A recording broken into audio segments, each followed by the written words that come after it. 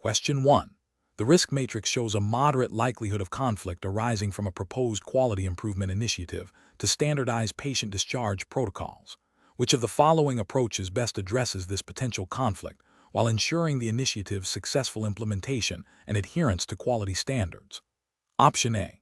Facilitate a series of facilitated discussions with all affected clinical teams to present the proposed protocol, explain the evidence supporting it, and actively solicit and address their concerns and suggestions for refinement.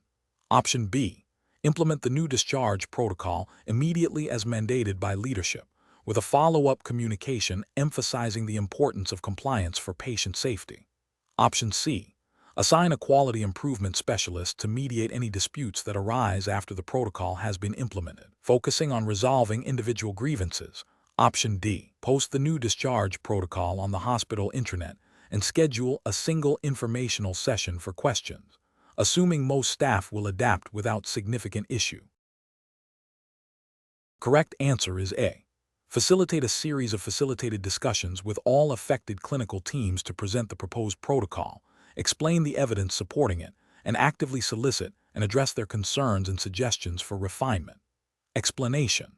The risk matrix shows a moderate likelihood of conflict arising from a proposed quality improvement initiative aimed at standardizing patient discharge protocols. This scenario is professionally challenging because quality improvement often necessitates changes that can disrupt established workflows and perceived professional autonomy, leading to resistance and interpersonal friction among healthcare professionals. Navigating these potential conflicts requires a nuanced understanding of human dynamics, communication strategies, and the underlying principles of quality management, all while adhering to the ethical obligations of patient care and professional conduct. The correct approach represents best professional practice because it prioritizes open communication, active listening, and collaborative problem solving. By involving stakeholders in understanding the rationale behind the initiative and addressing their concerns directly, it fosters buy-in and reduces the likelihood of entrenched opposition. This aligns with the principles of ethical leadership and team-based care, which are fundamental to effective quality improvement in healthcare. It also implicitly supports the regulatory expectation of continuous improvement and patient safety by seeking to implement evidence-based practices in a way that minimizes disruption and maximizes acceptance. An incorrect approach that focuses solely on top-down implementation without addressing concerns fails to acknowledge the human element of change management. This can lead to covert resistance, decreased morale, and ultimately, the failure of the initiative, potentially impacting patient care. Ethically, it disregards the professional input and experience of the affected staff, undermining their sense of value and contribution. Another incorrect approach that involves avoiding the conflict altogether or delegating it without active engagement is also professionally unacceptable. This inaction allows tensions to fester, potentially escalating into more significant disputes that can derail the quality improvement effort and damage professional relationships. It represents a failure to uphold the responsibility of leadership to proactively manage challenges and ensure the successful implementation of initiatives designed to enhance patient outcomes. The professional reasoning process for similar situations should involve a proactive assessment of potential stakeholder resistance, followed by a structured communication plan. This plan should include opportunities for dialogue, education on the initiative's benefits and evidence base, and mechanisms for incorporating feedback.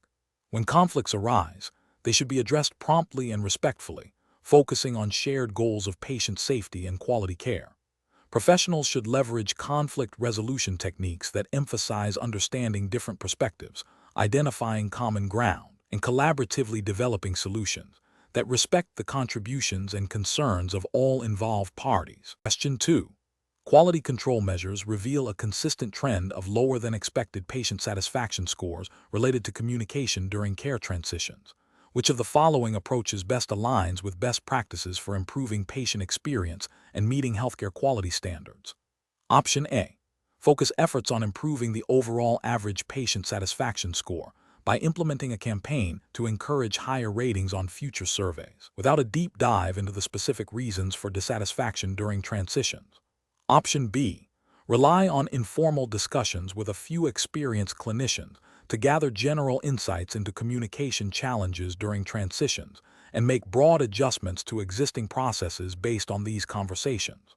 Option C. Implement a targeted quality improvement initiative that analyzes patient feedback for specific communication breakdowns, identifies root causes with frontline staff input, and pilots interventions such as standardized handoff protocols and enhanced patient education materials, followed by ongoing monitoring of satisfaction metrics. Option D. Disregard the lower scores in transition communication as potential outliers or subjective patient perceptions, and instead concentrate quality improvement resources on areas with higher reported satisfaction. The correct answer is C. Implement a targeted quality improvement initiative that analyzes patient feedback for specific communication breakdowns, identifies root causes with frontline staff input, and pilots interventions such as standardized handoff protocols and enhanced patient education materials, followed by ongoing monitoring of satisfaction metrics. Explanation: this scenario presents a common challenge in healthcare quality improvement, translating patient feedback into actionable strategies that demonstrably improve care delivery and meet regulatory expectations.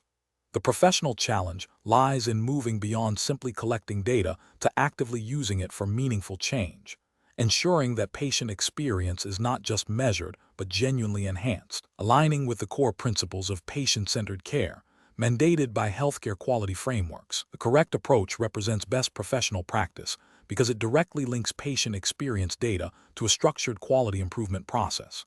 By analyzing trends, identifying root causes of dissatisfaction, and implementing targeted interventions, healthcare organizations demonstrate a commitment to continuous improvement. This aligns with regulatory expectations that emphasize data-driven quality initiatives and patient safety. Furthermore, involving frontline staff in the analysis and solution development fosters a culture of shared responsibility for patient experience, a key tenet of effective quality management. An incorrect approach that focuses solely on increasing survey scores without addressing underlying issues represents a failure to meet the spirit of quality improvement. This approach risks superficial gains that do not translate to actual improvements in patient care or safety. Ethically, it can be seen as misleading if the organization claims improved patient experience without substantive change. Another incorrect approach, which relies on anecdotal evidence rather than systematic data analysis, fails to meet regulatory requirements for evidence-based quality improvement and can lead to misallocation of resources. It also overlooks the importance of statistically significant data in identifying true areas for improvement. A third incorrect approach, which dismisses negative feedback as outliers, ignores valuable opportunities for learning and improvement. This can lead to systemic issues going unaddressed, potentially impacting patient safety and satisfaction for a larger group, and is contrary to the proactive quality assurance expected of healthcare professionals. Professionals should approach such situations by first understanding the full scope of patient feedback data. This involves not just quantitative scores, but also qualitative comments. The next step is to employ a systematic quality improvement methodology, such as Plan-Do-Study-Act (PDSA), to analyze the data, identify root causes, develop and test interventions, and measure their impact. Collaboration with interdisciplinary teams, including frontline staff, is crucial for developing realistic and effective solutions. Finally, it is essential to continuously monitor the impact of interventions and adapt strategies as needed, ensuring that patient experience remains a central focus of quality efforts. Question 3. The audit findings indicate a pattern of underreporting for specific patient safety indicators, PSI, related to hospital-acquired infections, leading to a potential misrepresentation of the organization's performance. Which of the following actions best addresses this regulatory compliance issue? Option A. Conduct a comprehensive root cause analysis to identify the systemic factors contributing to the underreporting. Implement targeted educational interventions for staff involved in data collection and reporting, and revise internal processes to ensure accurate and timely submission of all relevant PSI data. Option B. Escalate the issue to external regulatory bodies immediately, requesting guidance on how to retroactively correct the data without conducting an internal review. Option C. Immediately adjust the reported PSI data to align with expected benchmarks without further investigation to avoid potential penalties. Option D. Focus on retraining only the frontline staff directly responsible for documenting infection events, assuming individual error is the sole cause. The correct answer is A. Conduct a comprehensive root cause analysis to identify the systemic factors contributing to the underreporting. Implement targeted educational interventions for staff involved in data collection and reporting, and revise internal processes to ensure accurate and timely submission of all relevant PSI data. Explanation: the audit findings indicate a potential gap in the organization's commitment to patient safety, specifically concerning the accurate reporting and analysis of patient safety indicators. PSI. This scenario is professionally challenging because it requires a healthcare quality professional to navigate complex regulatory requirements, interpret data, and implement corrective actions that directly impact patient care and organizational compliance. The pressure to maintain high-quality care while adhering to strict reporting mandates necessitates careful judgment and a thorough understanding of the relevant frameworks. The correct approach represents best professional practice because it prioritizes a systematic, data-driven, and compliant response to the audit findings. By focusing on root cause analysis of any identified PSI discrepancies and implementing evidence-based interventions, the organization demonstrates a commitment to continuous improvement in patient safety. This aligns with the core principles of healthcare quality and the regulatory expectation to proactively identify and mitigate risks.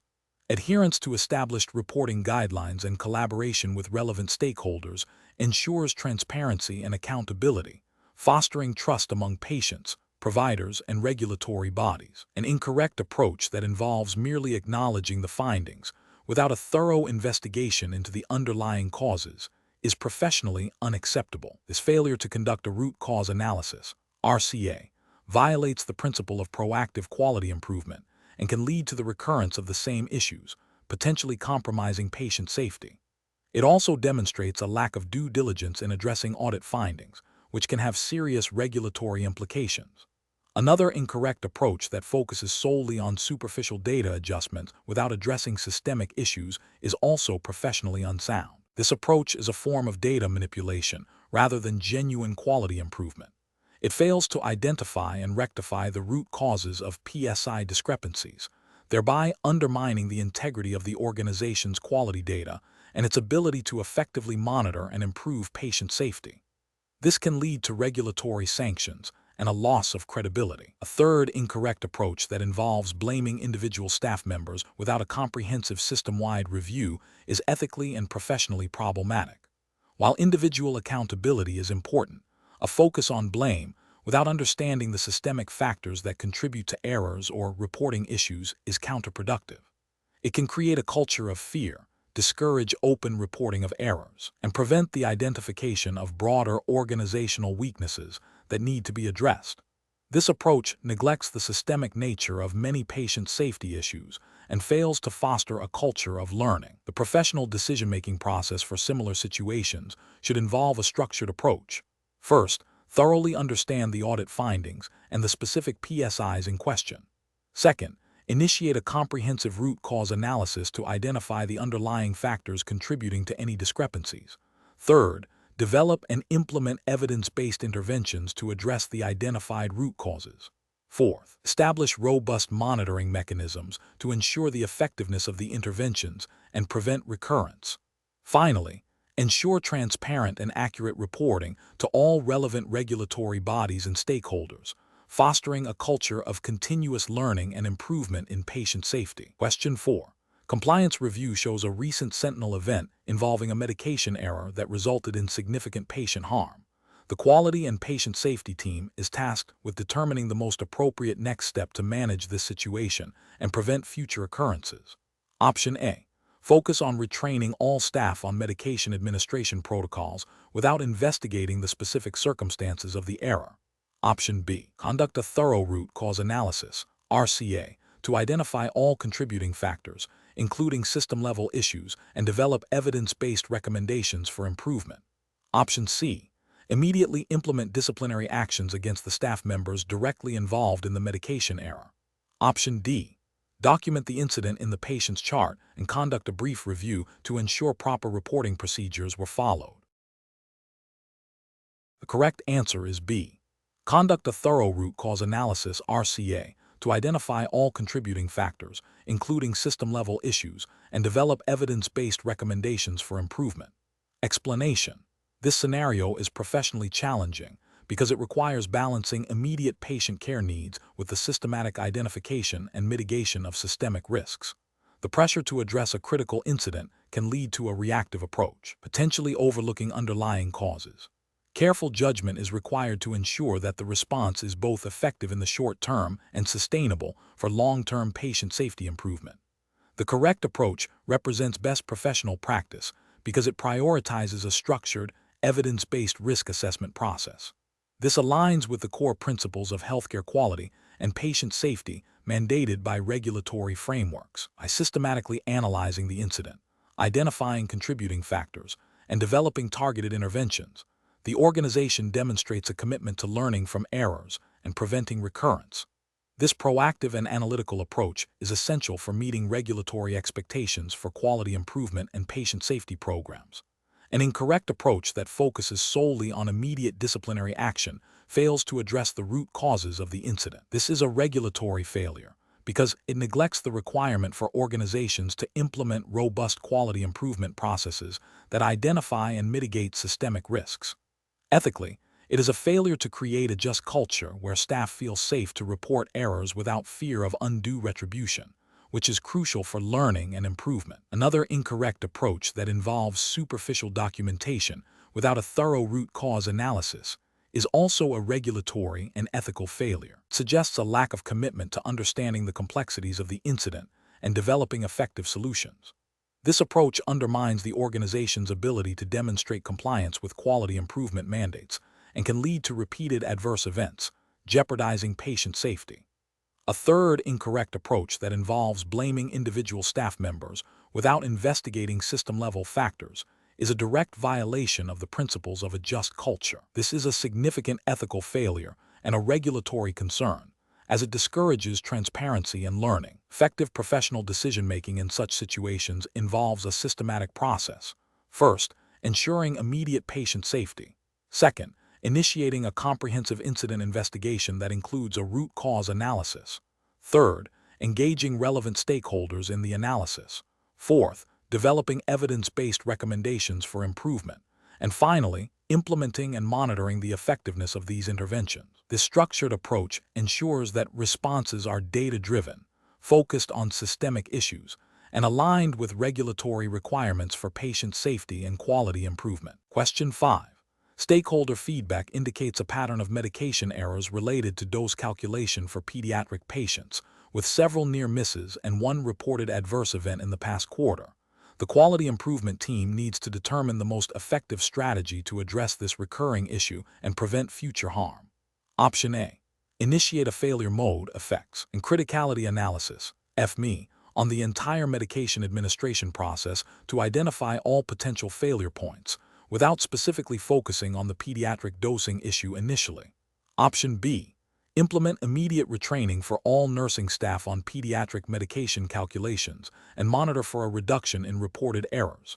Option C. Conduct a root cause analysis, RCA, to understand the contributing factors to the reported adverse event and near misses, followed by a failure mode, effects, and criticality analysis, FME, to proactively identify potential failure points in the pediatric medication dosing process and implement preventive measures. Option D. Document the reported adverse event and near misses in the incident reporting system and await further instructions from the risk management department. The correct answer is C.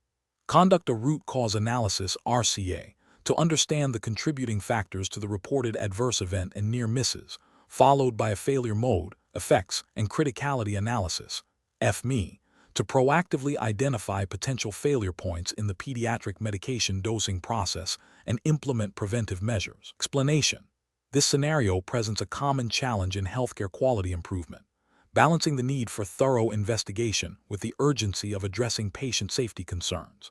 The professional challenge lies in selecting the most effective and efficient quality improvement methodology to understand and prevent recurrence of a sentinel event, while adhering to established regulatory requirements and ethical obligations to patient safety. The ACPHQ professional must demonstrate a nuanced understanding of different analytical tools and their appropriate application. The correct approach represents best professional practice because it directly addresses the identified problem using a systematic, proactive methodology designed to identify potential failures before they impact patients. Root cause analysis, RCA, is a retrospective tool that investigates why an event occurred, aiming to identify underlying systemic causes. Failure mode, effects, and criticality analysis, FME, is a prospective tool that identifies potential failure modes in a process and their potential effects, allowing for proactive risk reduction. In this scenario, the stakeholder feedback points to a recurring issue, suggesting a need for both understanding past occurrences, RCA, and preventing future ones, FME. A combined or sequential approach, starting with RCA to understand the current problem, and then using FME to proactively design safeguards, is the most robust strategy. This aligns with the principles of continuous quality improvement mandated by healthcare regulations, which emphasize learning from events and proactively mitigating risks. An incorrect approach would be to solely rely on a reactive measure without understanding the root causes, or to implement a tool without considering its suitability for the specific problem. Example, focusing only on immediate corrective actions without a systematic analysis of underlying causes fails to address systemic vulnerabilities and increases the likelihood of recurrence. This is a regulatory failure as it does not demonstrate a commitment to understanding and preventing adverse events, which is a core expectation of quality oversight bodies. Another incorrect approach would be to apply a tool inappropriately, such as using FME to investigate a past event without first understanding its root causes. This would be an inefficient use of resources and might miss critical systemic issues that RCA would uncover. Ethically, failing to conduct a thorough analysis that leads to sustainable improvements constitutes a breach of the duty to protect patient safety. The professional decision-making process should involve 1. Clearly defining the problem based on stakeholder feedback. 2. Assessing the nature of the problem, e.g., is it a single event or a pattern? 3. Selecting the most appropriate quality improvement methodology or combination of methodologies based on the problem's nature and regulatory requirements. 4. Ensuring the chosen methodology is implemented rigorously and systematically. And 5. Documenting findings and implementing sustainable corrective and preventive actions. This systematic approach ensures that quality improvement efforts are targeted, effective, and compliant with professional standards and regulatory mandates. Question 6. Operational review demonstrates that our organization's performance on key patient safety indicators, as measured by a national benchmarking initiative, lags behind the top quartile of similar healthcare facilities. Which of the following approaches best aligns with the principles of healthcare quality improvement and regulatory expectations for addressing this performance gap? Option A. Disregard the benchmarking data, citing potential limitations in data collection methodology and the unique characteristics of our patient population, and focus solely on internal quality initiatives without external comparison. Option B. Immediately implement the best performing practices observed in the top quartile of the benchmarking data without further internal investigation, assuming these practices are universally applicable and will yield similar results. Option C. Prioritize the implementation of changes suggested by the most vocal clinical department heads based on their anecdotal experience of perceived performance issues, without a systematic analysis of the benchmark data or broader stakeholder input. Option D. Conduct a comprehensive internal root cause analysis of the identified performance gaps. Engage relevant clinical and administrative stakeholders to collaboratively develop targeted improvement strategies, and establish robust monitoring mechanisms to track progress against established quality metrics. The correct answer is D. Conduct a comprehensive internal root cause analysis of the identified performance gaps. Engage relevant clinical and administrative stakeholders to collaboratively develop targeted improvement strategies, and establish robust monitoring mechanisms to track progress against established quality metrics. Explanation. Scenario analysis. This scenario presents a common challenge in healthcare quality improvement, interpreting and acting upon benchmarking data. The professional challenge lies in moving beyond simply identifying performance gaps to developing actionable strategies that are both effective and compliant with regulatory expectations. The ACPHQ professional must synthesize data, understand stakeholder perspectives, and align improvement efforts with established quality frameworks and patient safety principles. The difficulty arises from the need to balance external comparisons with internal realities, resource constraints, and the diverse needs of various stakeholders, all while ensuring that any proposed changes demonstrably improve patient outcomes and operational efficiency. Correct approach analysis. The correct approach involves a systematic, data-driven process that prioritizes stakeholder engagement and aligns with the core principles of healthcare quality, as defined by relevant U.S. regulatory frameworks and guidelines. This approach emphasizes understanding the root causes of performance variations, engaging relevant clinical and administrative teams in developing targeted interventions, and establishing clear metrics for ongoing monitoring. This aligns with the Centers for Medicare and Medicaid Services, CMS, emphasis on quality reporting, performance improvement initiatives, and patient safety, as well as the Joint Commission's accreditation standards that mandate data-driven quality improvement and patient-centered care. By focusing on internal analysis, root cause identification, and collaborative solution development, this approach ensures that improvement efforts are relevant, sustainable, and directly address identified deficiencies in a manner that is ethically sound and regulatory compliant. Incorrect approaches analysis. One incorrect approach involves solely focusing on external benchmarks without a thorough internal investigation. This fails to acknowledge that performance variations can stem from unique organizational factors, patient populations, or resource limitations. Without understanding the why behind the benchmark data, implementing superficial changes based solely on external comparisons can be ineffective and may even lead to unintended negative consequences, potentially violating the principle of providing safe and effective care as mandated by healthcare regulations. Another incorrect approach is to dismiss benchmark data entirely due to perceived inaccuracies or irrelevance, without a structured process for validation or contextualization. This demonstrates a lack of commitment to continuous improvement and can lead to missed opportunities for enhancing patient care and operational efficiency. Regulatory bodies and accrediting organizations expect healthcare organizations to actively engage with performance data, including benchmarks, to drive quality initiatives. Ignoring such data without due diligence can be seen as a failure to meet these expectations. A third incorrect approach is to implement changes based on anecdotal evidence or the preferences of a single influential stakeholder, without a comprehensive analysis of the benchmark data and its implications for patient care. This bypasses the systematic, evidence-based approach required for effective quality improvement and can lead to interventions that are not aligned with best practices or regulatory requirements, potentially compromising patient safety and quality of care. Professional reasoning. Professionals in healthcare quality should approach benchmarking and comparative analysis with a critical and systematic mindset. The process should begin with clearly defining the scope and objectives of the benchmarking effort. This involves identifying relevant performance indicators and selecting appropriate comparison groups or data sources that are comparable and reliable. Following data collection, a thorough analysis should be conducted to understand the magnitude and significance of any performance gaps. Crucially, this analysis must be coupled with an internal investigation to identify the root causes of these variations.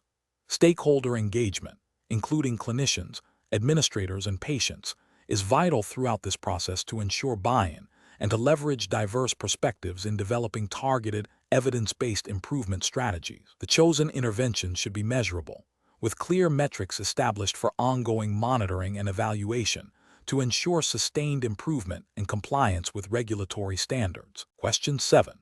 The assessment process reveals that the organization's current emergency preparedness plan has not been updated in 3 years and lacks specific protocols for managing a mass casualty incident involving a chemical release, a scenario identified as a moderate risk in the Community Hazard Vulnerability Analysis. This directly contradicts Joint Commission Environment of Care X Standard EC 02-02-01, which requires organizations to have a comprehensive emergency preparedness program that addresses identified hazards. Which of the following actions best addresses this regulatory and quality gap? Option A. Immediately initiate a comprehensive risk assessment to identify specific vulnerabilities related to chemical releases. Update the emergency preparedness plan to include detailed protocols for mass casualty incidents involving chemical agents, and develop and implement targeted training and drills for relevant staff.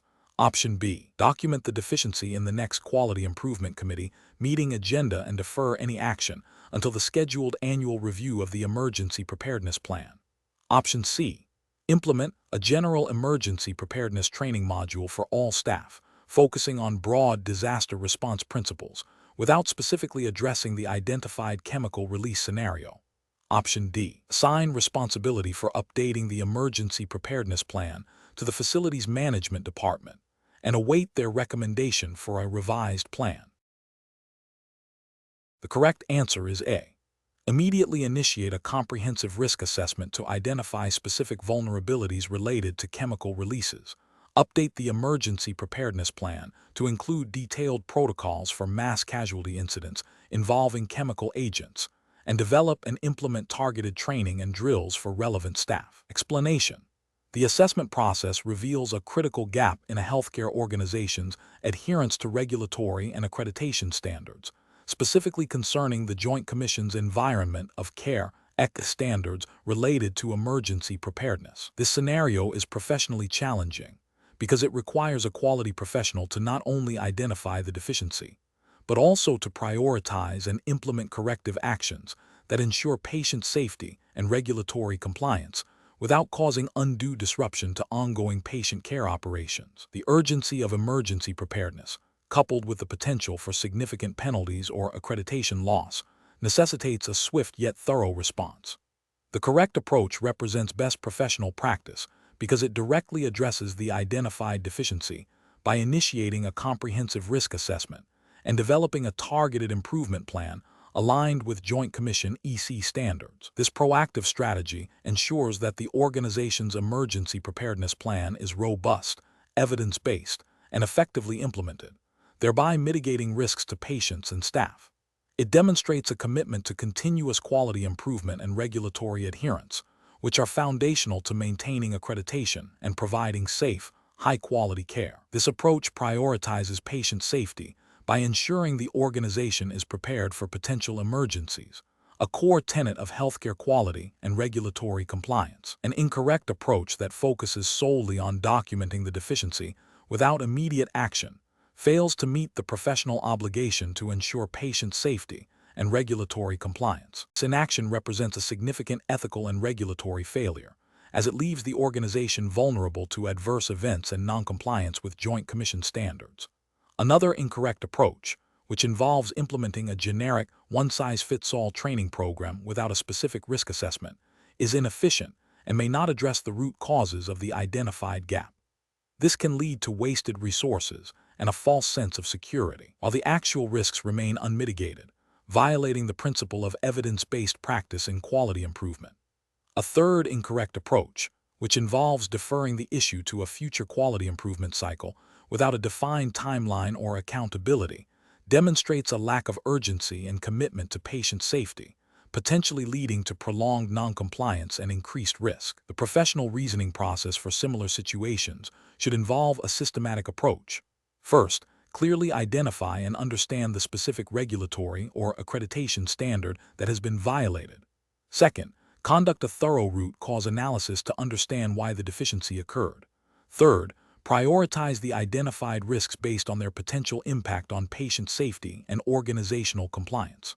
Fourth, develop a targeted action plan that includes specific, measurable, achievable, relevant, and time-bound, SMART, objectives. Fifth, implement the action plan with clear roles and responsibilities. Finally, monitor the effectiveness of the implemented actions and make adjustments as needed to ensure sustained compliance and continuous improvement. Question 8. Assessment of patient satisfaction with a newly implemented telehealth service requires a comprehensive understanding of user experience. Which data collection strategy would best support a robust quality improvement initiative for this service, considering stakeholder perspectives and regulatory expectations for quality assessment? Option A. Exclusive analysis of administrative data, focusing on appointment completion rates, duration of telehealth visits, and technical issue logs. Option B. A combination of patient satisfaction surveys administered post-telehealth encounter and analysis of administrative data reflecting service utilization patterns and patient demographics. Option C. Gathering feedback solely from clinicians providing telehealth services regarding their perceptions of patient engagement and satisfaction. Option D. Sole reliance on patient satisfaction surveys, distributed to a random sample of all patients who have used the telehealth service. Correct answer is B. A combination of patient satisfaction surveys administered post-telehealth encounter and analysis of administrative data reflecting service utilization patterns and patient demographics. Explanation. The scenario presents a common challenge in healthcare quality improvement, selecting the most appropriate data collection method to assess patient satisfaction with a new telehealth service. The challenge lies in balancing the need for comprehensive, reliable data with the practical constraints of implementation, stakeholder engagement, and regulatory compliance. Different data collection methods offer varying strengths and weaknesses in terms of depth of insight, breadth of reach, cost, and potential for bias. A quality professional must critically evaluate these factors in the context of the specific quality initiative and the target population. The correct approach represents best professional practice because it prioritizes a multi-method strategy that leverages the strengths of different data sources to provide a robust and nuanced understanding of patient experience.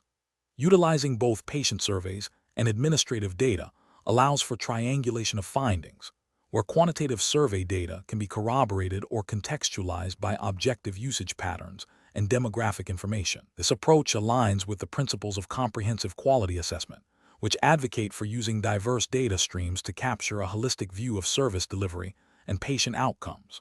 Furthermore, this integrated approach is often implicitly or explicitly supported by quality frameworks that emphasize data-driven decision-making and continuous improvement, encouraging the use of both subjective patient feedback and objective operational metrics. An incorrect approach that relies solely on patient surveys, while valuable for capturing subjective experiences, fails to account for potential response bias, low participation rates, or the inability of surveys to capture objective usage patterns or system-level issues. This can lead to an incomplete or skewed understanding of the telehealth service's effectiveness and patient satisfaction.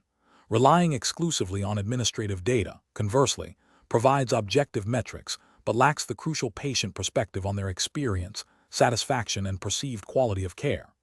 This can overlook critical usability issues, communication breakdowns, or unmet patient needs that are not reflected in usage statistics. An approach that focuses only on clinician feedback, while important, risks overlooking the patient's direct experience and may be influenced by clinician biases or perceptions that differ from those of the patient. Each of these singular approaches represents a failure to gather a complete picture, potentially leading to misinformed quality improvement efforts and noncompliance with standards that require comprehensive patient feedback and objective performance measurement. Professionals should employ a decision-making framework that begins with clearly defining the quality improvement objective and the specific questions to be answered. This is followed by identifying the key stakeholders and their perspectives.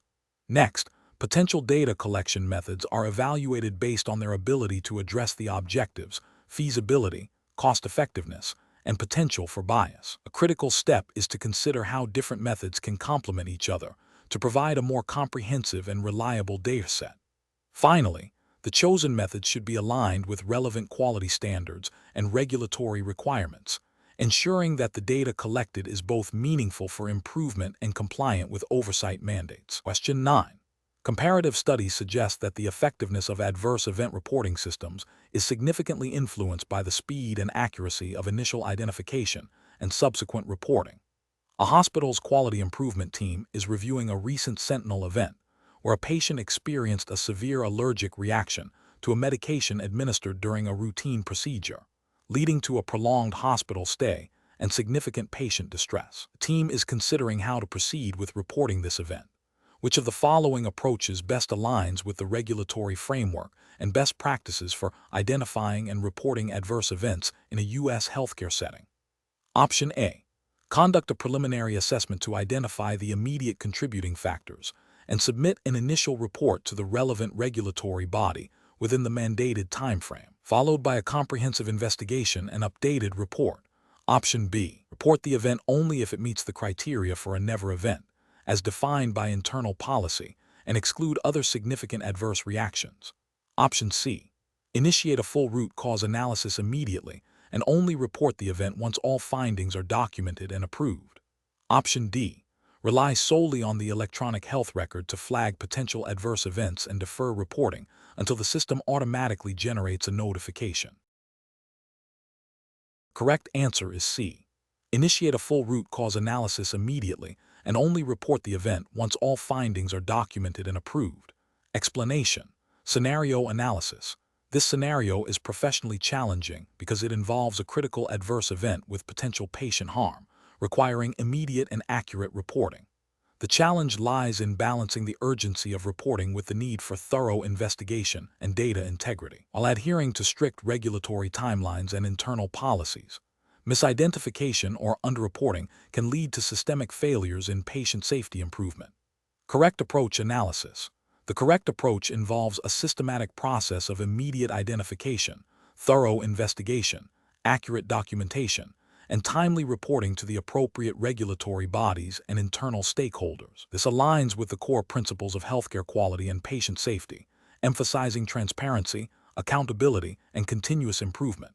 Specifically, adherence to the reporting requirements of the relevant U.S. healthcare regulations, e.g., CMS conditions of participation, Joint Commission standards, ensures that patient safety is prioritized and that healthcare organizations are held accountable for adverse events. This approach fosters a culture of safety by encouraging open communication and learning from errors. Incorrect approaches analysis. One incorrect approach involves delaying reporting until a complete root cause analysis is finalized. This fails to meet regulatory requirements for timely reporting of certain adverse events, which often have strict deadlines. Such delays can hinder prompt intervention to prevent further harm and may result in penalties or sanctions from regulatory agencies. It also undermines the principle of transparency in patient safety. Another incorrect approach is to report the event without sufficient investigation, leading to inaccurate or incomplete information. This can misdirect improvement efforts, erode trust with regulatory bodies, and fail to identify the true underlying causes of the event. It violates the ethical obligation to report truthfully and accurately. A third incorrect approach is to only report events that result in death or permanent injury, ignoring other significant adverse events that, while not immediately catastrophic, could indicate systemic vulnerabilities. This selective reporting misses opportunities to prevent more severe outcomes and fails to comply with comprehensive reporting mandates that often include a broader definition of reportable events. It demonstrates a lack of commitment to proactive patient safety. Professional reasoning. Professionals should employ a decision-making framework that prioritizes patient safety and regulatory compliance. This involves establishing clear protocols for identifying, investigating, and reporting adverse events. When an event occurs, the immediate steps should be to ensure patient safety, followed by a prompt, preliminary report if required by regulation, even if the investigation is ongoing. A thorough investigation should then be conducted to understand the contributing factors. Finally, a comprehensive report should be submitted within the stipulated timelines, ensuring all information is accurate and complete. This iterative process of identification, investigation, and reporting is crucial for effective quality improvement and risk management. Question 10. The monitoring system demonstrates a consistent increase in patient falls within the post-operative surgical unit over the past quarter, with anecdotal feedback from nursing staff indicating challenges with patient mobility due to pain management protocols and insufficient staffing during peak hours. Considering the need for a structured, iterative approach to address this complex issue, which quality improvement model would best facilitate a systematic investigation and resolution from a stakeholder perspective? Option A. Relying solely on the existing pain management medication formulary and focusing on individual patient compliance. Option B. Implementing a Plan-Do Study Act (PDSA) cycle to test changes in pain management strategies and staffing adjustments, involving frontline staff in each phase. Option C. Immediately revising the staffing schedule based on nursing feedback without further data analysis or testing of alternative solutions. Option D. Conducting a one-time audit of fall incidents and implementing a checklist for nurses to complete after each fall. The correct answer is B. Implementing a Plan-Do Study Act (PDSA) cycle to test changes in pain management strategies and staffing adjustments, involving frontline staff in each phase. Explanation. This scenario is professionally challenging because it requires a healthcare quality professional to interpret data from a monitoring system and select the most appropriate quality improvement model for addressing identified issues, considering the diverse perspectives of stakeholders. The challenge lies in moving beyond simply identifying a problem to strategically selecting a methodology that aligns with the organization's goals, resources, and the specific nature of the quality gap, all while adhering to the principles of healthcare quality as defined by the ACPHQ framework. The correct approach represents best professional practice because it prioritizes a systematic, data-driven, and stakeholder-inclusive methodology for quality improvement. By selecting a model that facilitates iterative testing and learning, such as Plan Do Study Act, PDSA, the professional demonstrates an understanding of the continuous nature of quality improvement. This aligns with regulatory expectations for evidence-based practice and patient safety, as it encourages a structured approach to identifying root causes, implementing interventions, and evaluating their effectiveness. The PDSA cycle is inherently adaptable to various healthcare settings and quality issues, making it a versatile and robust choice. An incorrect approach that focuses solely on a reactive, problem-solving stance without a structured improvement framework fails to address the systemic nature of quality issues. This can lead to superficial fixes that do not prevent recurrence and may even mask underlying problems, potentially violating ethical obligations to provide safe and effective care. Another incorrect approach that bypasses stakeholder input neglects the crucial element of buy-in and practical implementation. Without understanding the frontline experience and potential barriers, any implemented solution is likely to be met with resistance or prove unworkable, undermining the quality improvement effort and potentially leading to patient harm due to ineffective processes. A third incorrect approach that relies on anecdotal evidence rather than systematic data collection and analysis is fundamentally flawed. This violates the principle of evidence-based practice, a cornerstone of healthcare quality, and can lead to misallocation of resources and ineffective interventions, ultimately compromising patient outcomes and organizational integrity. Professionals should employ a decision-making framework that begins with a thorough understanding of the problem, as indicated by the monitoring system. This involves data analysis to identify trends, patterns, and the magnitude of the issue. Subsequently, they should consider the organizational context, available resources, and the specific quality domain being addressed. Engaging relevant stakeholders early in the process to gather insights and build consensus is crucial. Finally, selecting a quality improvement model that is best suited to the identified problem and organizational capacity, with a clear plan for implementation, monitoring, and evaluation, ensures a systematic and effective approach to achieving sustainable quality gains. Question 11. To address the challenge of integrating a newly published, high-impact evidence-based guideline for managing a specific chronic condition into routine clinical practice, which approach would best ensure both adherence to quality standards and positive patient outcomes? Option A. Rely on the personal experience and anecdotal evidence of senior clinicians to adapt the new guideline, prioritizing their established practices over the published recommendations. Option B. Conduct a thorough review of the new guideline, assess its applicability to the organization's patient population, develop a comprehensive staff education and training program, and implement a phased rollout with ongoing monitoring and feedback mechanisms. Option C. Implement the new guideline only for a small, select group of patients to observe initial results before considering broader adoption, without formal staff training or systematic data collection. Option D. Immediately mandate the adoption of the new guideline across all relevant departments, assuming that all clinicians will readily understand and apply the new protocols without additional training. Correct answer is B. Conduct a thorough review of the new guideline, assess its applicability to the organization's patient population, develop a comprehensive staff education and training program, and implement a phased rollout with ongoing monitoring and feedback mechanisms. Explanation. The scenario presents a common challenge in healthcare quality, integrating new evidence-based practices, (EB), into existing clinical workflows while ensuring patient safety and regulatory compliance.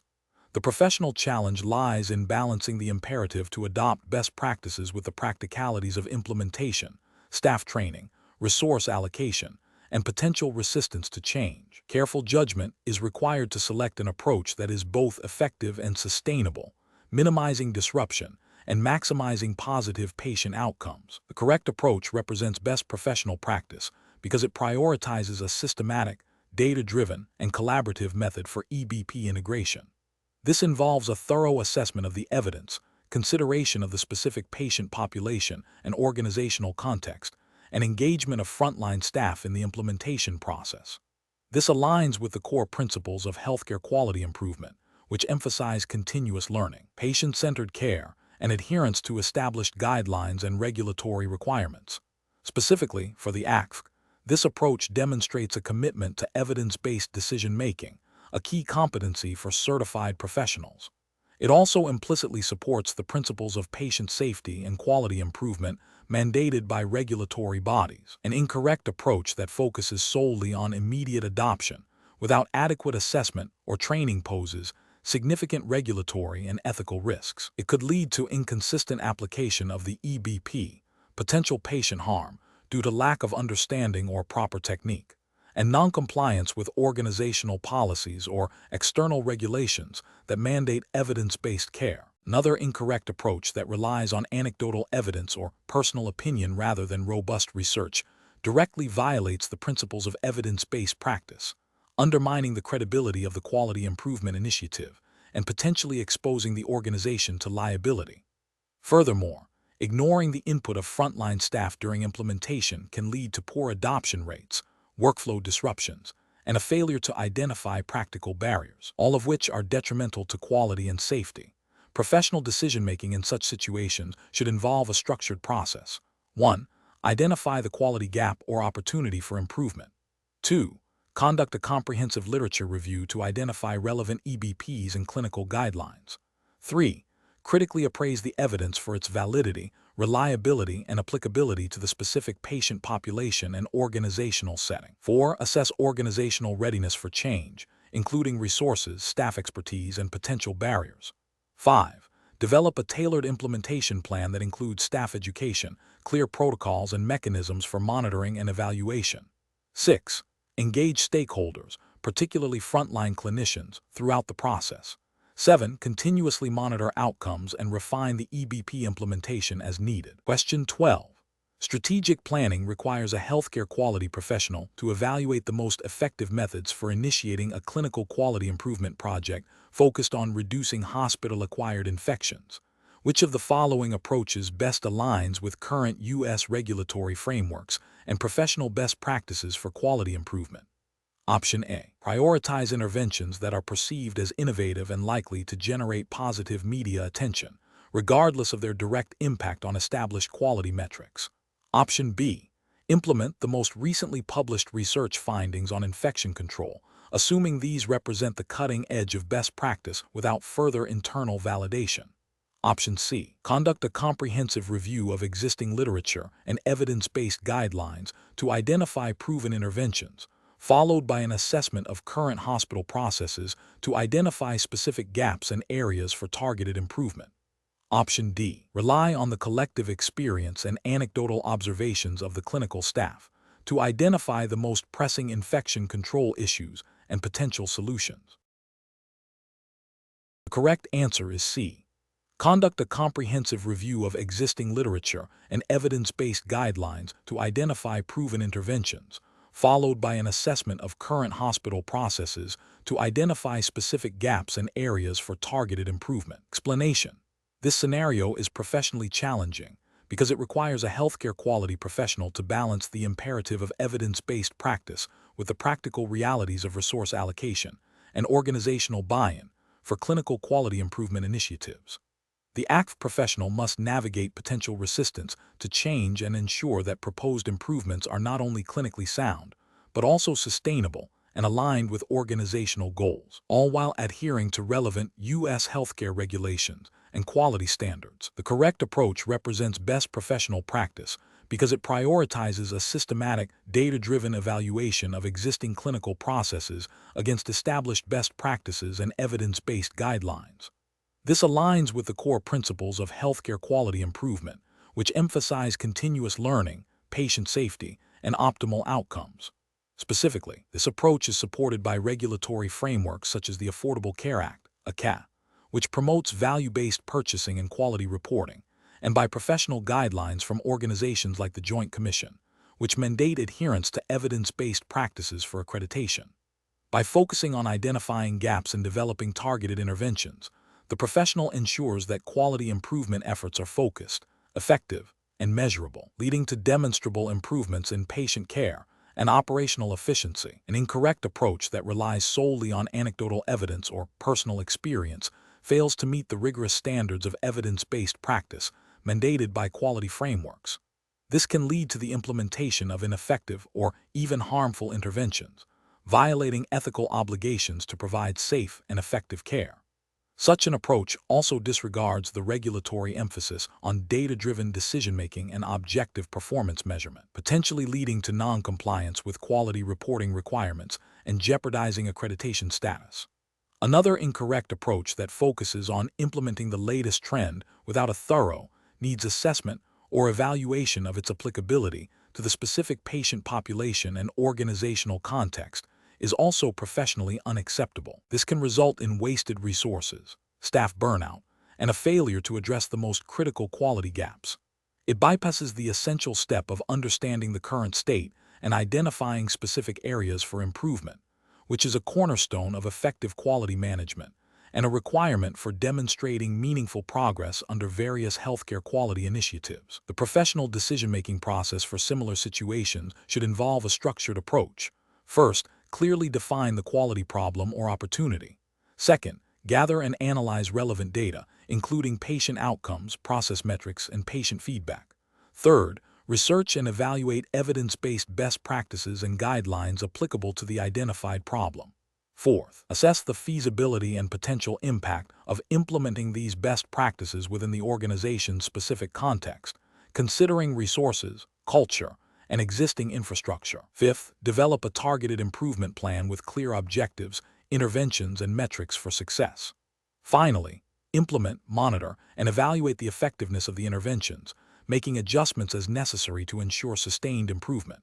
This systematic process ensures that quality improvement efforts are grounded in evidence, aligned with organizational goals, and ultimately beneficial to patient care. Question 13. Quality control measures reveal a significant lapse in medication administration protocols, leading to a near-miss event that could have resulted in serious patient harm. The investigation indicates that the lapse was not due to a single individual's negligence, but rather a confluence of factors including inadequate staffing, unclear procedural documentation, and a perceived pressure to expedite tasks. The quality improvement team is deliberating on the best course of action to address this systemic issue while upholding the organization's commitment to a culture of safety. What is the most appropriate approach? Option A. Conduct a thorough root cause analysis involving frontline staff to identify all contributing factors, develop collaborative solutions, and implement system-level improvements with appropriate educational accountability. Option B. Immediately issue a formal reprimand to the staff member directly involved in the near-miss incident and mandate retraining on medication administration. Option C. Conduct a brief review of the incident and focus on reinforcing individual responsibility for adherence to existing protocols without exploring underlying systemic issues. Option D. Implement a new, more complex medication administration checklist without consulting the staff who will be using it. Assuming this will prevent future errors. The correct answer is A. Conduct a thorough root cause analysis involving frontline staff to identify all contributing factors, develop collaborative solutions, and implement system-level improvements with appropriate educational accountability. Explanation. This scenario presents a significant ethical and professional challenge because it pits the immediate need to address a critical safety lapse against the potential for creating a climate of fear and discouraging open reporting, which is foundational to a robust culture of safety. The organization's commitment to quality and patient well-being is directly threatened by the identified system vulnerability. Navigating this requires a delicate balance between accountability and fostering an environment where staff feel safe to report errors and near misses without undue retribution. The correct approach prioritizes a systemic and transparent response that reinforces the principles of a just culture by focusing on understanding the root causes of the lapse, involving the frontline staff in developing solutions, and implementing corrective actions that are educational rather than punitive. The organization demonstrates its commitment to learning and continuous improvement. This aligns with the core tenets of healthcare quality improvement frameworks that emphasize proactive risk identification and mitigation, and the ethical imperative to create a safe environment for both patients and staff. Specifically, this approach upholds the principles of accountability without blame, encouraging open communication, and fostering a shared responsibility for patient safety, which are critical for sustained quality outcomes and regulatory compliance in healthcare. An incorrect approach that focuses solely on immediate disciplinary action, without a thorough investigation into systemic factors, fails to address the root cause of the safety lapse. This can lead to a culture of fear, where staff may conceal errors or near misses, thereby hindering the organization's ability to identify and rectify underlying systemic issues. Such an approach risks violating ethical principles of fairness and due process, and could lead to regulatory scrutiny for failing to implement effective quality improvement processes. Another incorrect approach that involves a superficial review and a quick fix without engaging frontline staff overlooks the critical insights that those directly involved possess. This can result in solutions that are ineffective or even counterproductive, as they may not address the practical realities of workflow and patient care.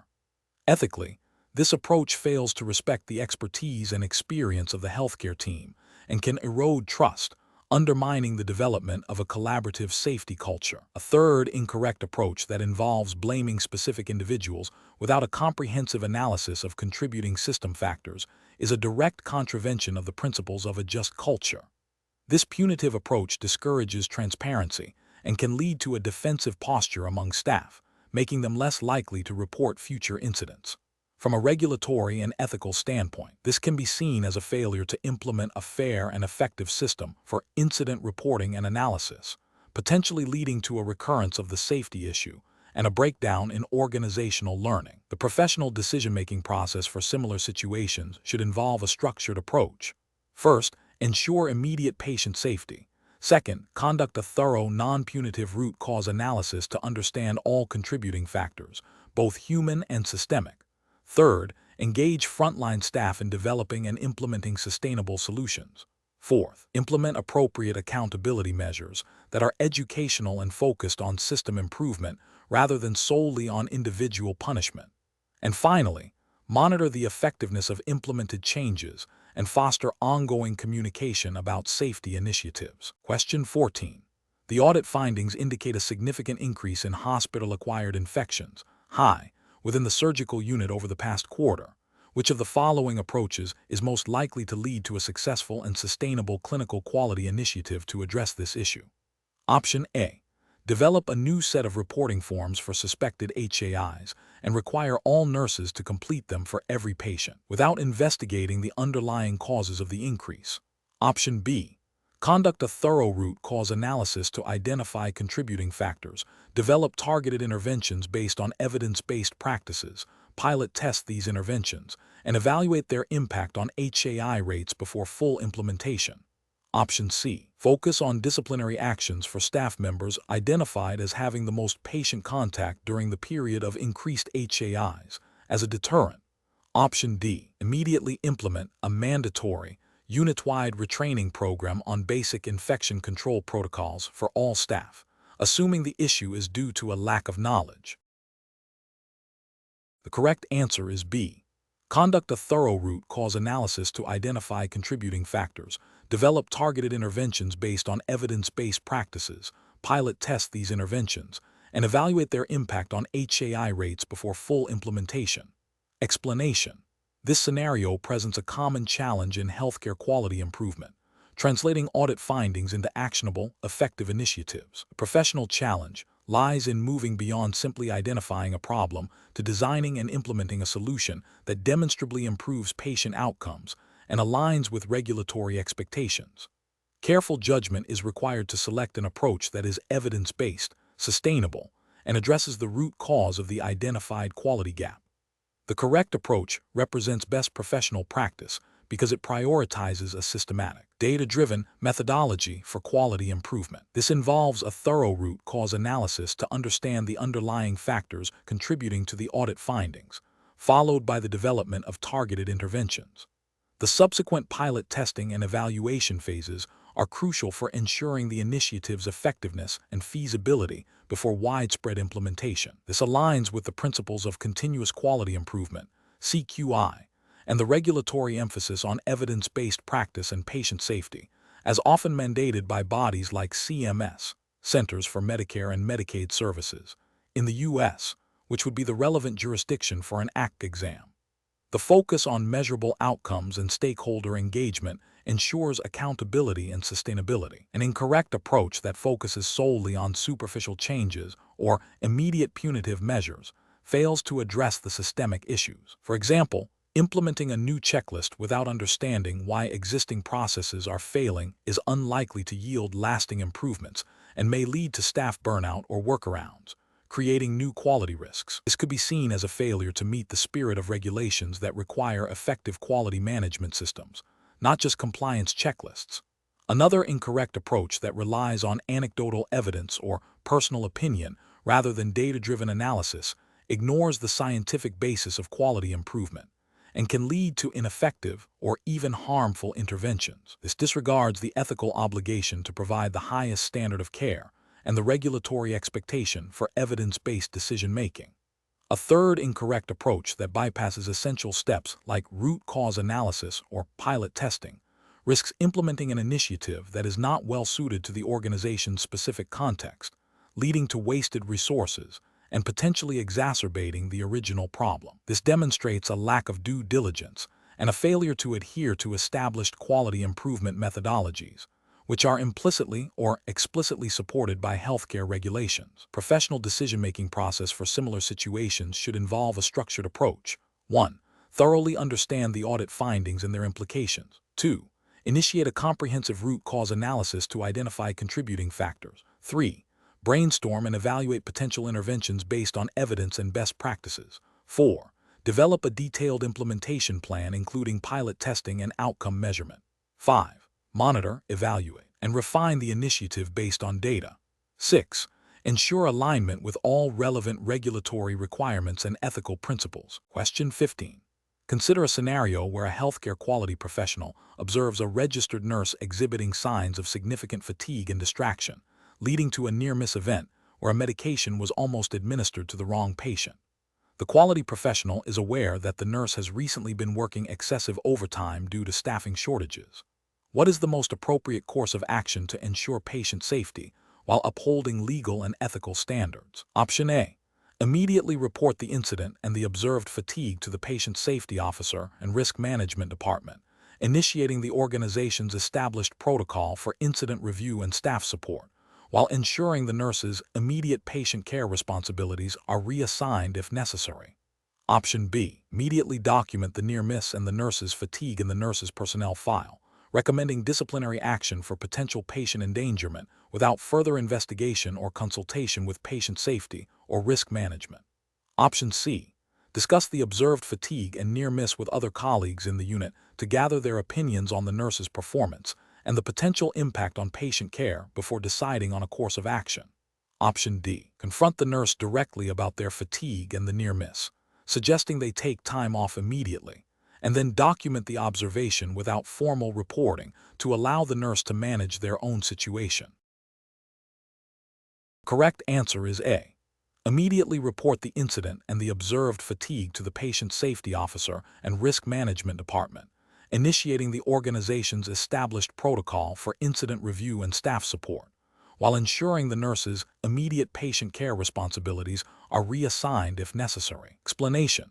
This scenario is professionally challenging because it pits the immediate need to protect patient safety against the legal and ethical obligations to maintain patient confidentiality and ensure fair process for staff. The healthcare quality professional must navigate these competing demands without compromising either the well-being of current patients or the rights of the involved staff member.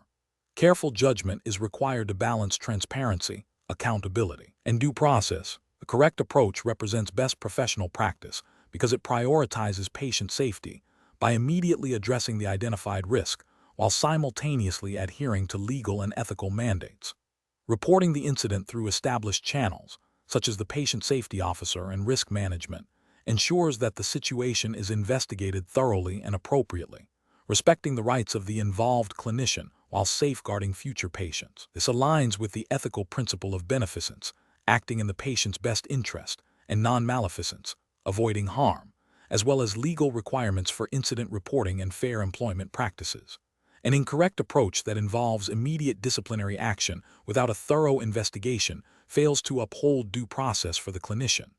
This could lead to legal challenges and damage staff morale, undermining the overall quality improvement efforts. It also risks premature judgment, potentially overlooking contributing systemic factors that a proper investigation would uncover. Another incorrect approach that involves ignoring the incident to avoid conflict or potential repercussions fails to meet the ethical and legal obligation to report and address patient safety concerns. This directly violates the principle of accountability and can lead to continued harm to patients, representing a significant ethical and legal failure. A third incorrect approach that involves discussing the incident with other staff members outside of the formal reporting structure constitutes a breach of confidentiality. This not only violates patient privacy, but also unfairly prejudices the clinician involved before a proper investigation is complete, creating a hostile work environment and potentially compromising the integrity of the investigation. Professionals should employ a decision-making framework that begins with identifying the immediate risk to patient safety. This should be followed by consulting organizational policies and procedures for incident reporting and investigation. Simultaneously, legal and ethical obligations regarding patient confidentiality and staff rights must be considered. The process should involve collaboration with relevant departments such as patient safety, risk management, and human resources to ensure a comprehensive and compliant response. Question 16.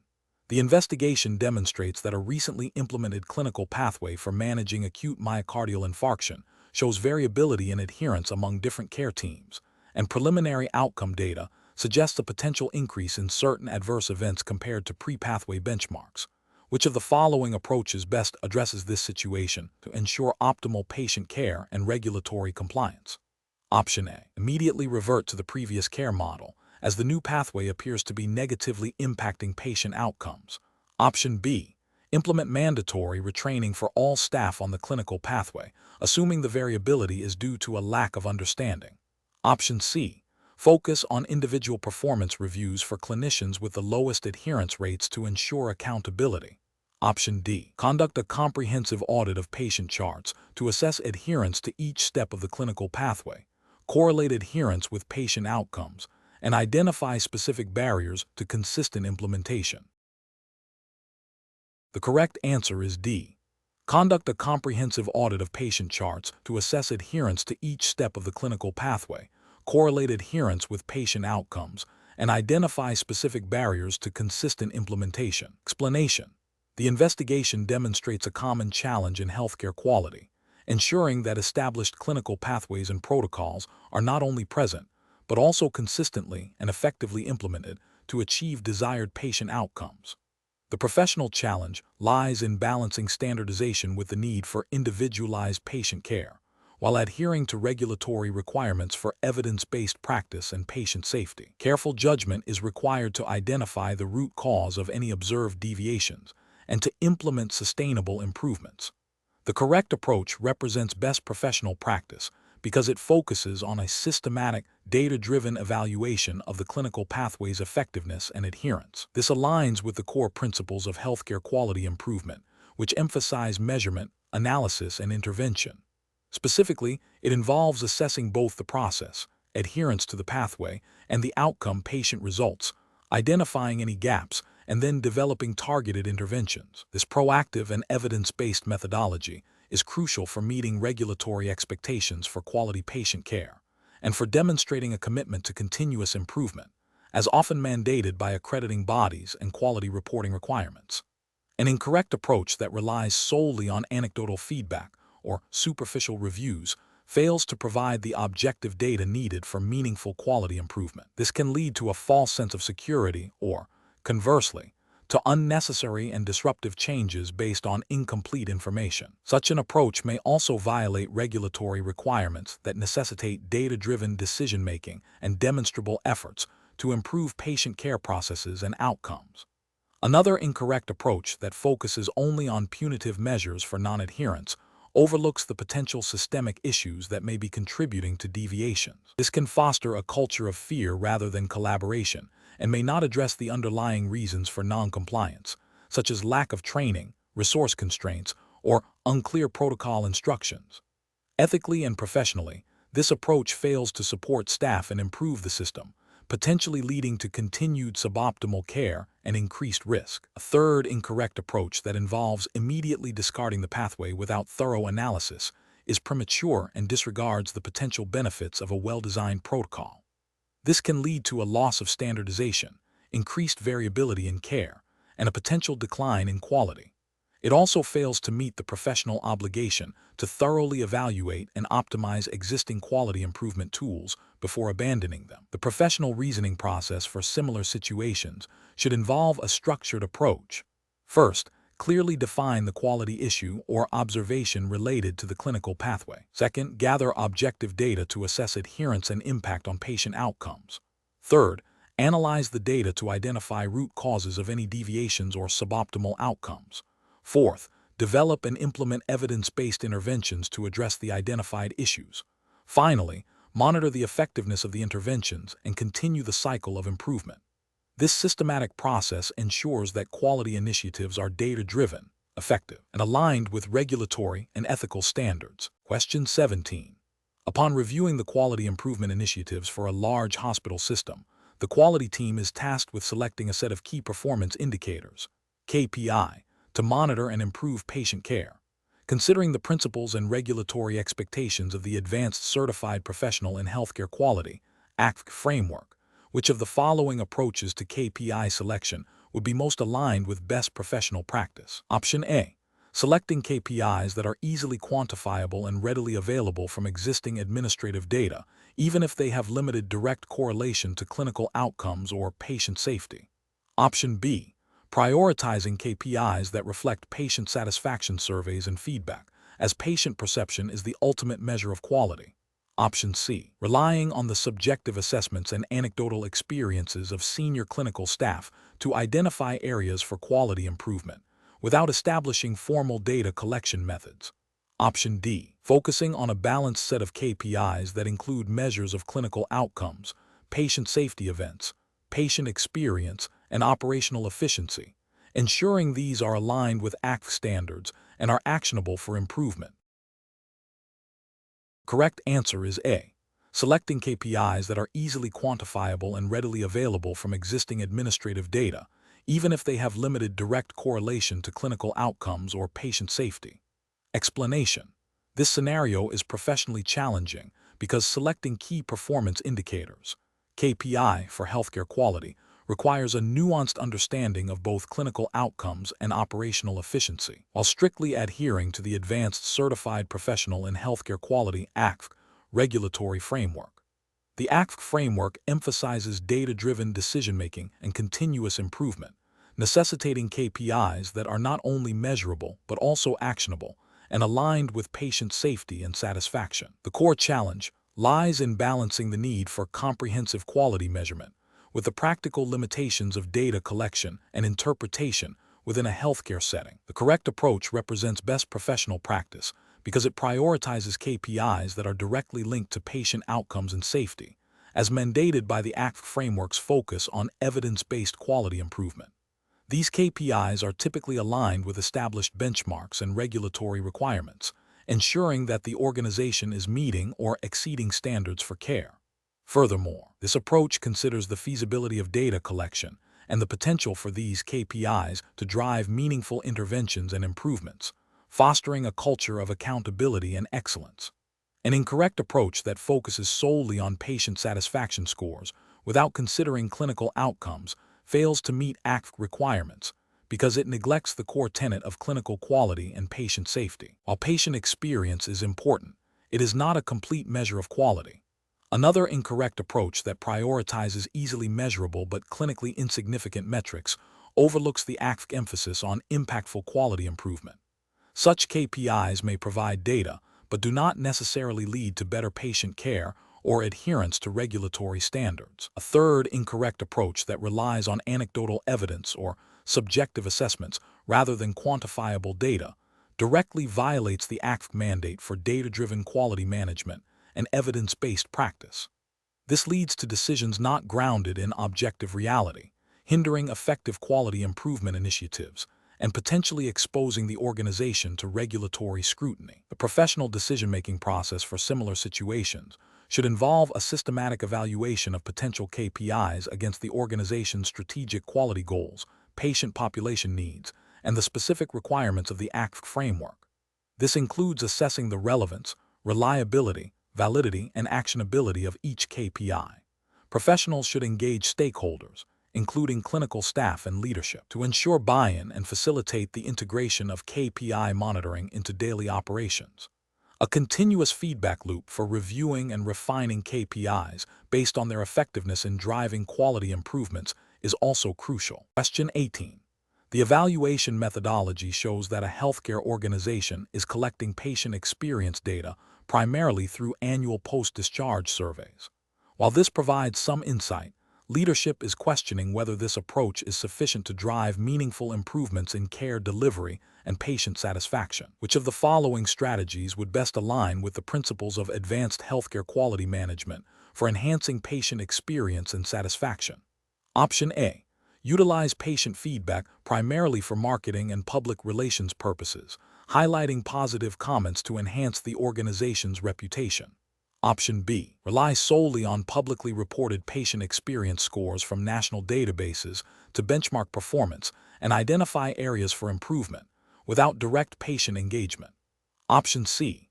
Implement a comprehensive patient experience program that includes real-time feedback mechanisms during care, diverse data collection methods, e.g., focus groups, patient advisory councils, and a structured process for analyzing feedback to identify actionable insights for service improvement. Option D. Increase the frequency of annual post-discharge surveys and focus on achieving higher overall satisfaction scores by implementing standardized scripts for staff to use when discussing survey results with patients. The correct answer is C. Implement a comprehensive patient experience program that includes real-time feedback mechanisms during care, diverse data collection methods, e.g., focus groups, patient advisory councils, and a structured process for analyzing feedback to identify actionable insights for service improvement. Explanation. The evaluation methodology shows a healthcare organization is struggling to accurately capture and act upon patient experience feedback, leading to potential quality gaps. This scenario is professionally challenging because patient experience is a critical component of healthcare quality, directly impacting patient safety, satisfaction, and ultimately, organizational reputation and reimbursement. The ACPHQ framework emphasizes the importance of a robust patient experience program that aligns with regulatory expectations and ethical obligations to provide patient-centered care. The correct approach represents best professional practice because it prioritizes a multifaceted strategy for collecting and analyzing patient experience data, ensuring that feedback is systematically gathered, interpreted, and used for continuous improvement. This aligns with the principles of quality improvement and patient advocacy, which are central to the ACPHQ certification. It involves not only collecting data, but also closing the feedback loop with patients and staff, fostering a culture of responsiveness. An incorrect approach that relies solely on post-discharge surveys without real-time feedback mechanisms fails to capture the nuances of the patient journey and may miss opportunities for immediate service recovery. This can lead to a perception that patient concerns are not being adequately addressed, potentially violating ethical obligations to respond to patient needs. Another incorrect approach that focuses only on aggregate scores without drilling down into specific patient comments or demographic data limits the ability to identify root causes of dissatisfaction and implement targeted interventions. This can be seen as a failure to meet the standard of care expected in quality improvement initiatives. An approach that uses patient feedback solely for public reporting without internal improvement efforts neglects the core purpose of quality measurement, which is to enhance care delivery. This can be viewed as a superficial engagement with quality, potentially falling short of regulatory expectations for demonstrable quality improvement. Professionals should employ a decision-making framework that begins with understanding the regulatory landscape and ethical imperatives related to patient experience. This involves identifying appropriate metrics, selecting validated data collection tools, and establishing clear processes for data analysis and action planning. A key step is to integrate patient feedback into the organization's quality improvement infrastructure, ensuring that insights drive tangible changes in care processes and patient interactions. Regular review and adaptation of the patient experience strategy based on emerging trends and feedback are also crucial. Question 19. Examination of the data shows a significant increase in medication reconciliation errors at patient discharge across multiple units, impacting patient safety and potentially leading to readmissions. What is the most effective initial step to address this quality improvement opportunity? Option A. Assign the Quality Improvement Department to independently investigate the issue and propose a solution to senior leadership. Option B. Focus on identifying and disciplining individual staff members who have documented instances of medication reconciliation errors. Option C. Convene a multidisciplinary team including physicians, nurses, pharmacists, and frontline staff from affected units to collaboratively analyze root causes and co-design an intervention. Option D. Implement a mandatory retraining program for all staff involved in medication reconciliation, focusing on existing protocols. The correct answer is C. Convene a multidisciplinary team including physicians, nurses, pharmacists, and frontline staff from affected units to collaboratively analyze root causes and co-design an intervention. Explanation. Scenario analysis. This scenario presents a common challenge in healthcare quality improvement, a critical process variation identified through data analysis that requires a coordinated, interdisciplinary response. The challenge lies in overcoming potential silos, differing professional perspectives, and resource constraints to implement a sustainable solution. Effective interdisciplinary collaboration is paramount to ensure that the quality improvement initiative addresses the root causes of the variation and is integrated seamlessly into daily practice across all affected departments. Failure to do so can lead to fragmented efforts, resistance to change, and ultimately, a failure to achieve the desired quality outcomes, potentially impacting patient safety and regulatory compliance. Correct approach analysis. The most effective approach involves convening a multidisciplinary team, including frontline staff from affected areas, to collaboratively analyze the root causes of the variation and co-design the intervention. This aligns with the principles of patient-centered care and evidence-based practice, which are foundational to healthcare quality. Regulatory frameworks, such as those enforced by the Centers for Medicare and Medicaid Services, CMS, through conditions of participation, emphasize the importance of quality assessment and improvement activities that involve all relevant disciplines. Ethically, involving those directly impacted ensures buy-in, leverages their unique expertise, and promotes a culture of shared responsibility for quality, which is essential for sustained improvement and compliance with quality reporting requirements. Incorrect approaches analysis. One incorrect approach is to unilaterally implement changes based on the initial data analysis without engaging the affected interdisciplinary teams. This fails to acknowledge the expertise of frontline staff, can lead to resistance and workarounds, and may overlook critical operational nuances. This approach risks violating principles of professional collaboration and can undermine the effectiveness of the quality initiative, potentially leading to noncompliance with quality improvement mandates that require demonstrable stakeholder involvement. Another incorrect approach is to delegate the entire problem-solving process to a single department or individual, such as the quality department, without ensuring robust interdisciplinary input. While the quality department has a role in facilitating improvement, quality is an organizational responsibility. This siloed approach can result in solutions that are not practical for all disciplines, leading to implementation failures and a lack of ownership. This can be seen as a failure to meet the spirit of regulatory requirements for comprehensive quality management systems that necessitate broad organizational engagement. A third incorrect approach is to focus solely on punitive measures or individual accountability for the observed variation without a systemic analysis. Quality improvement is fundamentally about system redesign, not blame.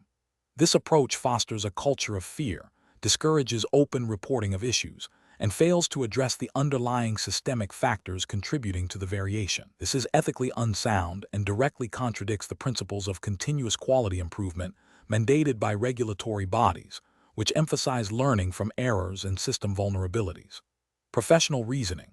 Professionals should approach such challenges by first recognizing the data as a signal for a system-level issue.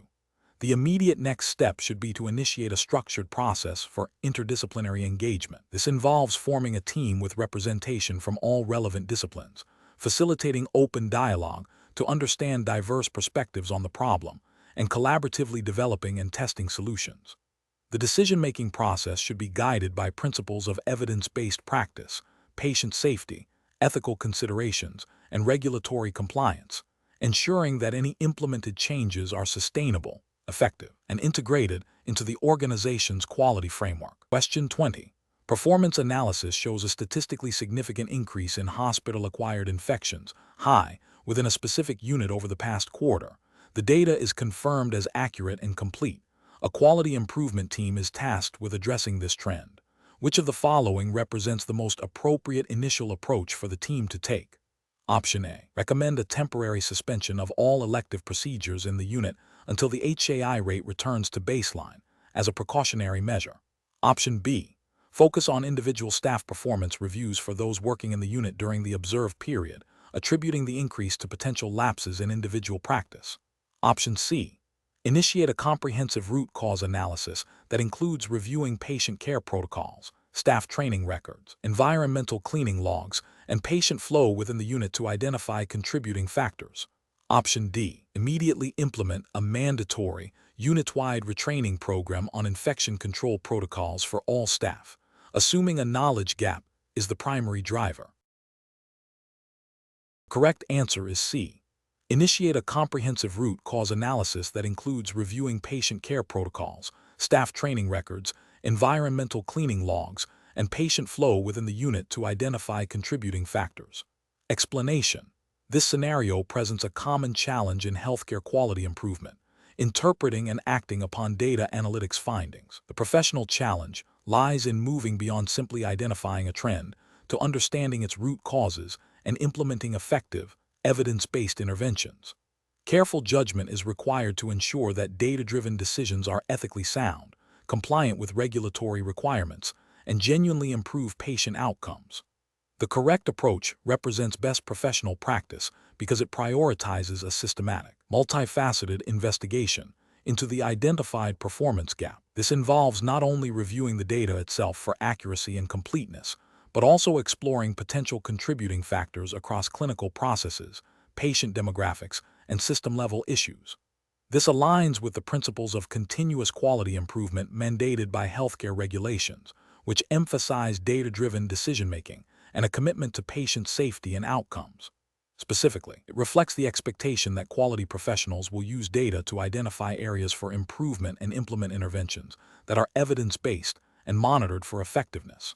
An incorrect approach that focuses solely on immediate punitive action based on the initial data analysis is professionally unacceptable. This fails to acknowledge the complexity of healthcare delivery and the potential for data to be misleading without proper context. Such an approach could lead to unfair blame, demoralized staff, and ineffective interventions that do not address the true root causes of the performance issue. Ethically, it violates principles of fairness and due process. From a regulatory standpoint, it bypasses the requirement for thorough investigation and evidence-based improvement strategies. Another incorrect approach that relies on anecdotal evidence or personal opinions rather than a systematic data review is also professionally unacceptable. This undermines the integrity of data analytics and quality improvement processes. It can lead to biased decision-making and the implementation of interventions that are not supported by evidence, potentially harming patients or wasting resources. This directly contravenes regulatory expectations for data-driven quality initiatives and ethical obligations to act in the best interest of patients. The professional reasoning process for similar situations should involve 1. Validating the data. Ensure the data is accurate, complete, and representative. 2. Contextualizing the data. Understand the factors that might influence the observed performance. 3. Root cause analysis. Employ structured methodologies to identify the underlying reasons for the performance trend. 4. Developing evidence-based interventions. Design solutions that are supported by research and best practices. 5. Implementing and monitoring. put interventions into practice, and track their impact on performance and patient outcomes. 6. Communicating findings and actions. Transparently share results and improvement plans with relevant stakeholders.